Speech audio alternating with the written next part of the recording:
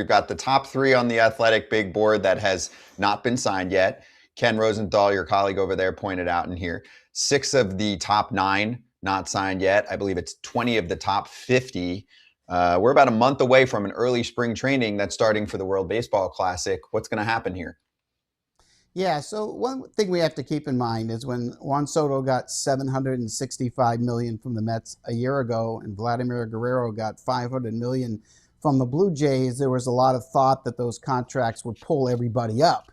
And what we've kind of found out is that's not the case. They're being treated as an aberration, as one-offs. So I think Kyle Tucker's representatives, led by Casey Close, were looking for 10 to 12 years between 400 and 500 million based on the Guerrero signing. And I think because of the injury, because of other factors, that market is never developed or hasn't as of yet with Kyle Tucker.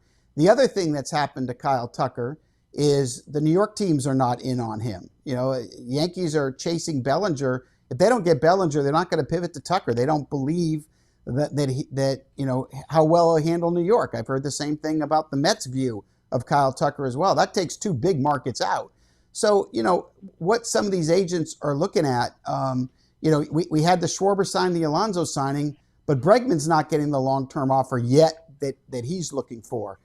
There are teams concerned of Bo Bichette in terms of, you know, not having the bat speed or the barrel percentage, some of the analytics in terms of how he'll age, even though he's only 27 years old. So you have a lot of different evaluation processes going on. You have a lot of big contracts on the board. For example, Dylan Cease got $210 million from Toronto. That's what Framber Valdez was expecting, and Framber hasn't gotten that.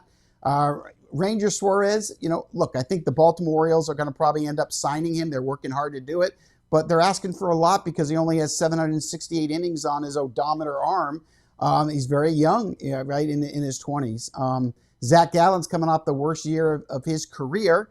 What's the reason for that? Mechanics, the pressure of the free agent year. What is the solution there? So there's a lot of issues with each of these guys, but I have no problem with this dripping into January. Like, the foul territory ratings are going to continue to go up because we have all these free agents out there. We're going to have a month of great signings that are going to be covered here as well as anybody in the sport. So for all of us, this is great that it's dragged on. I agree, Jim. I just don't want to have producer lady make some stupid where will Bo go or where will Kyle go, you know, front end where she has the music that she loves to play and they know annoys the crap out of me. So I'm happy that the signings drag on, right? Because the signings dragging on are good because people are still talking baseball, even though it's NFL playoffs and NBA is in the middle of the season, NHL and all this stuff is going on. People are still talking about baseball in all these cities. It is a good thing. So I am tired of people saying, oh, we should January 1st, there should be a signing deadline. Okay, well, let's say January 1st is the signing deadline, and then one of your pitchers is throwing in the offseason and goes, ow! And Zach Gallen sitting out there. You can't go sign him because the signings have already happened. Like, I'm against that. But what I want to know is we've talked Tucker, we've talked Bichette, Bregman, we think everyone kind of thinks he's going to go back to the Red Sox. But Cody Bellinger has been in the news more than probably anybody that I've seen, because it's like, is it just a New York battle for Cody Bellinger? Is it just Mets, Yankees? Because that's what I keep seeing. Every time I look on my social media, it's like the Mets won him, the Yankees won him. Is it going to be a Big Apple battle for Cody Bellinger? Yeah, I don't know. I mean, look, I think the Yankees have put a value on him. They've made an offer on him. He's been their priority this offseason. They're also in on Bo Bichette as kind of the pivot if they don't get Bellinger, because they feel their lineup is too left-handed. They'd like to get a right-hand bat. And, of course, Bichette could play second, and Chisholm could get moved over to third, or Chisholm could get traded for that matter. But Belly is a very important part of that team. I don't think they're sold on Jason Dominguez or Spencer Jones at this point. So they've got Judge, they've got Grisham. I think they would really like to have Belly that would protect them all over the outfield as well as first base as well. I don't know who else is in there. I mean, I have a hard time believing David Stearns is going to give him the 5-year deal he wouldn't give Pete Alonso. I'm not sure how that's going to sell at the podium, to be honest. There could be a mystery team on Bellinger, but he might not want to go there. You know, I've heard whispers about the Pittsburgh Pirates, who have had a very good offseason improving their offense. Bellinger would be a huge jump for them. I'm not hearing a reunion with the Dodgers, although I've heard that Bellinger would like to go back if he doesn't end up in New York, that LA would be a choice for him. But I kind of think his first choice would be to stay in New York. So I think that's why We really haven't heard a lot after that. But again, the Boras Corporation can be very under the radar. They love surprising the media and the fans with last-minute moves on teams that never leaked out. So, we just got to be patient and wait. In terms of Bregman, I don't think it's a slam dunk he goes back to Boston. I do think both the Cubs and Diamondbacks are still in there. And remember this, and you guys know this, everybody could have a similar offer on the table, but it only takes one owner, one president, one GM to get out of a bed a certain way and say, you know what, I'm going to do an extra year, an extra $30 million, and I'm going to get the player today. That's all it takes sometimes. So again, I don't think anything's a slam dunk until it's officially announced or leaked to John Heyman. One of the things I've always noticed about the catching market, I like that joke, by the way. I hit it. I heard the laugh, and I should have reacted better. But what is JT Realmuto's actual market? And does it really matter? Because isn't he just going to go back to the Phillies with whatever offer he gets, and then the Middletons are going to say, yes, we still want you to be our guy? Yeah, I think so. It's hard to, you guys know it's hard to get a pay cut, right? I mean, a lot of us have had to do it in our careers. It's never fun to do it. It's harder to do that deal when you know it's going to be cut, and when you're 35 years old and the numbers say you're aging and declining, you can't deny it. You're just not going to get paid at that level. So you're still trying to get respectable contract, and so you grind it out and you look at all the different options. I think if he had a better option, he would have taken it. I think he needs to go back to the Phillies. I think the Phillies need him as much as he needs the Phillies. I think he's a very important person on that team with that pitching staff that he knows so well. They have a great relationship. He has a great relationship with Rob Thompson, the manager. So, I think JT, but it's business, you guys know, and you want your agents to grind. You want to get, this could be the last contract he gets, right? It could be a 2-year deal worth $36 million. But the extra $1 million or $2 million, if this is the last time he works in his life, possibly, he wants it to be as the biggest number that he can possibly get. So I don't know what the other options are in terms of trading. I know the Phillies have inquired about other catchers on other teams. I've never heard any traction on any deal that way. So I think it's something we're monitoring. But if I had to guess, and it's only a guess, at some point he'll return to Philadelphia on a 1 or 2 year deal. Makes sense. And yeah, what's 1 or 2 more million after the contracts he's already signed? If he's comfortable there, then go back and enjoy your time with Kyle Schwarber and Bryce Harper. I get it. Jim, I want to know about the Pirates, okay? The Pirates have signed O'Hearn. They've done all these things, and they're in the Gino Suarez sweepstakes. Did Bob Nutting just find a money tree somewhere miraculously and say, hey, you know what, guys? There's pressure on me, and I found this money tree, so I'm going to start spending my money. Why haven't they done this in the past? Is it because they have Skeens and Jones and Bubba Chandler and all these guys that are lined up, and now they finally think this is their chance to pounce on an NL Central? Why have the Pirates all of a sudden found this free money that they never had for all these years? Or is it because there's a collective bargaining session coming up, and then Bob Nutting and the Pirates can say, look, the Pirates can spend money. We don't need a cap. They just have to do it at the right time. Yeah, I think it's both. I mean, I think the reality is set in that you're not going to have Paul Skeens much longer. And if you want to try to win, your window of winning is going to be when Skeens is part of this rotation. I think they believe, and they should, that they have a rotation that can win a division in the NL Central. And I think they're accurate if Jared Jones comes back and was the guy prior to the injury. And you got to get Skeens some runs. We can't keep watching the Pirates score 1 run, no runs, or 2 runs every time Skeens takes the mound. So I think the clamoring has been so loud for several years, but they see that, look, if they just get a mediocre offense, they've got a chance to win more than they lose and at least be in the conversation come September. And I think they've accomplished that. And I think we should credit Bob Nutting and Ben Cherington for trying this offseason.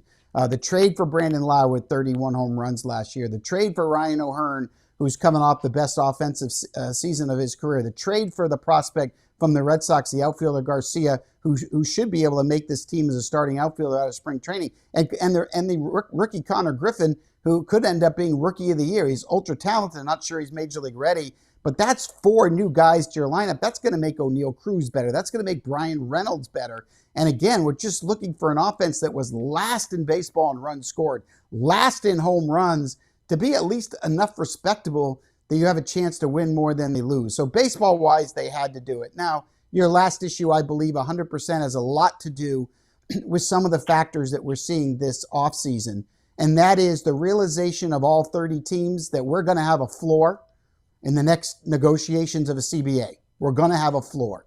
I believe we're going to have a cap too.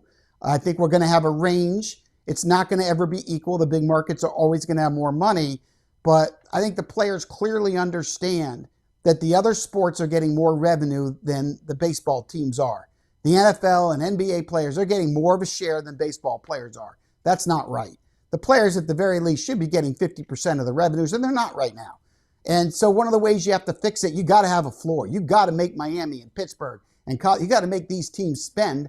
And you don't want to be in a position where you have to spend all at once. All of a sudden you get a new CBA and you got to spend at once. So you might as well the year prior start to spend a little bit. Let the Marlins spend 13 mil on Fairbanks. Let the Pirates spend a little money on Lau and O'Hearn and start to get that up a little bit now instead of waiting. And at the same time, some of the big market teams that haven't spent a lot of money, some of them, some have, but some haven't. Some of those teams don't want to be a runaway train right now, not knowing what this next CBA is going to look like. Okay, you can talk about the Red Sox and Yankees not signing a free agent. That's fine. We get it, Jim. It's okay. You can say their names. We understand. But again, it goes back to this, though. The Pirates obviously have money. So why – I get now because of the CBA, but is it just because they have Paul Skeens and just because they have Chandler and just because they have Jared Jones and Mitch Keller? Is that why now all of a sudden they're like, oh, look, we have to do something? Or has the fan noise and the clamoring at Bob Nutting and the Pirates front office finally got to them? I get the CBA side of it, but as a fan, and I know their opening day payroll is still similar to where it was around last year, but still, aren't they like the fans finally won one here because the Pirates are somewhat trying? Yes, the fans have won. The clamor was heard. And by the way, Ben Sherrington's voice was heard in Bob Nutting's office. Remember, Ben Sherrington won a world championship as a GM of the Boston Red Sox. Spent a lot of money there. He understands what it takes to win a championship. He's not over in Pittsburgh telling Bob Nutting, don't spend money. He's in that office. He wants to keep his job. He doesn't want to have the reputation of being a non-competitive GM. So he's in there screaming and yelling. And look, it's not like the Pirates have gone out and spent big money, but they did make the big offer on Schwarber. Okay, it wasn't big enough, but they did do that. But at least they are making moves and getting better. So, did Bob Nutting wake up on the other side of the bed? I don't think so. But I do think the clamoring and the noise and the baseball argument that our starting pitching is that good if we can score runs, I think that's resonating. And I think the Pirates are tired of all the hatred from fans. They're tired of fans not coming to the ballpark when Paul Skeens isn't pitching. So they've had a fun offseason, and I think we should be celebrating it rather than complaining about what they've done in the past. Let's just celebrate what they've done this offseason, Yins in Pittsburgh, and let's buy Primanti Brothers sandwiches that don't taste good with the fries and coleslaw, but we can all pretend they do. And Iron City beer that's terrible, we can pretend it's good for at least one offseason. Let's just do it. Wow. Shots across the river. I mean, they always play the cannon. I mean, Jim just went down the river and was shooting cannonballs into Pittsburgh. I like it, though. Anyway, let's get to it. Let's get to your list of most improved teams from this offseason. Number one on your list. I don't know if it's number one in your power rankings of most improved, but it's the Orioles, who always go out and get offense in the offseason, and it didn't work last year. Have they done enough without, because your caveat in the article said Valdez or Ranger Suarez, have they done enough, and are they a better team just because they're hoping some of their pitching is going to come back in Bradish and Trevor Rogers is going to continue his second half resurgence? Okay, I want to start on the offensive side with the Orioles, adding 74 home runs with Pete Alonso and Taylor Ward. That changes this offense without a doubt. I believe both players are legitimately that kind of power, and I think the Orioles should expect that kind of power from both of them.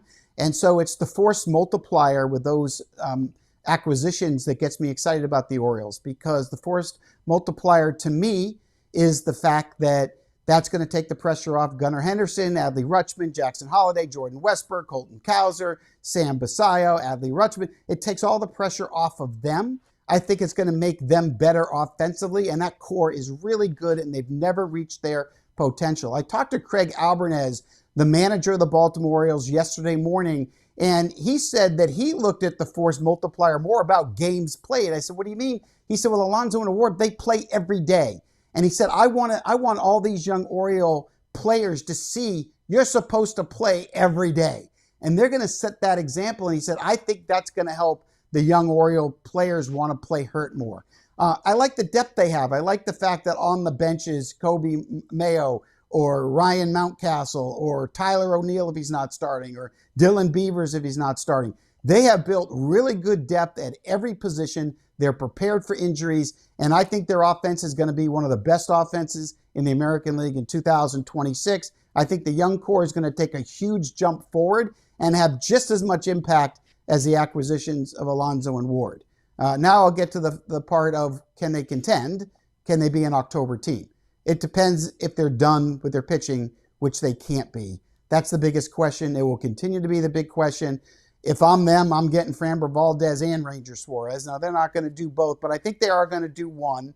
It doesn't sound like it's Valdez from my sources. It sounds like it's Ranger Suarez, and it sounds like they have been very aggressive and are strongly in. They haven't been able to close the deal, but they kind of feel like they have a chance. We'll have to wait and see. But that's going to be the question about how far Baltimore goes. It's not going to be about the lineup, the offense or the defense. It's going to be how far can the pitching come. And also, what can they do at the back end? Look, I like the Helsley and Kittredge signings, but why was Helsley's fastball hit so hard last year? Was that release point? Was that arm angle that needs to be adjusted? We know it's a wipeout breaking ball. We get that. But he's going to have to figure out that fastball so it's not so hittable. Can Helsley come back and be the impact closer he was in St. Louis? He didn't look good with New York. Was that a New York thing? Was that a mechanical thing? I don't know. But pitching's going to determine what Baltimore can do. Look, right now, I still probably have them in fourth place in the AL East. But if the pitching comes through, if Rogers is the real deal, if Kramer comes back, Bradish comes back, you sign Ranger Suarez, then can I see this team in the postseason in October? Yeah, they got a chance.